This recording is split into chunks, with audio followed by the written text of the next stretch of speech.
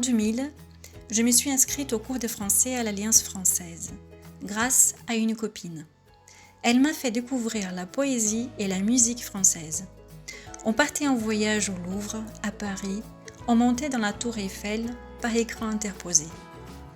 Le premier jour de cours, c'était un jour spécial pour moi et j'étais fière et contente d'avoir quitté le cours en sachant dire « Aujourd'hui, c'est mon anniversaire ». Pour la première fois, après d'autres tentatives d'apprendre des langues sans succès, comme l'anglais et l'espagnol, j'ai suivi le cours de français jusqu'au bout. Pourquoi le français ? Je ne sais pas trop. Peut-être que la dimension affective a servi comme moteur.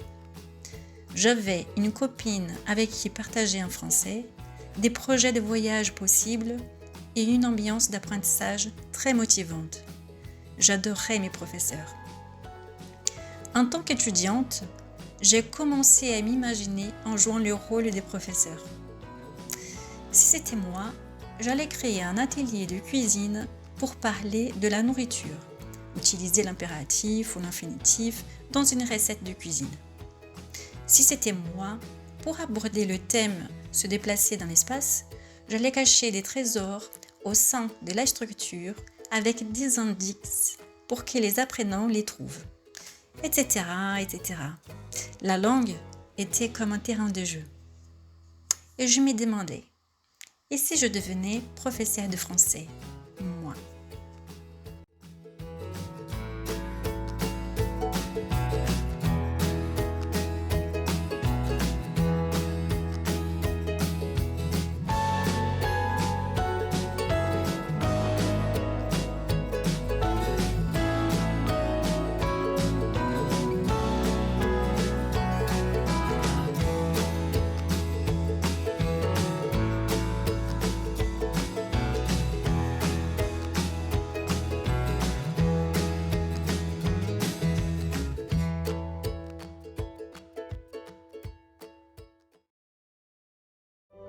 Bonjour.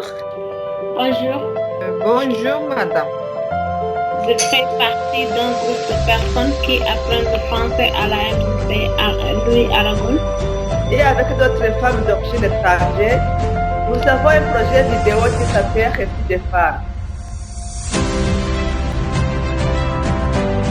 L'objectif de ce projet est de recueillir les parcours des femmes comme nous arrivées en France sans parler français. Connaître les difficultés qu'elles ont rencontrées et ce qui leur a permis de surmonter ces difficultés.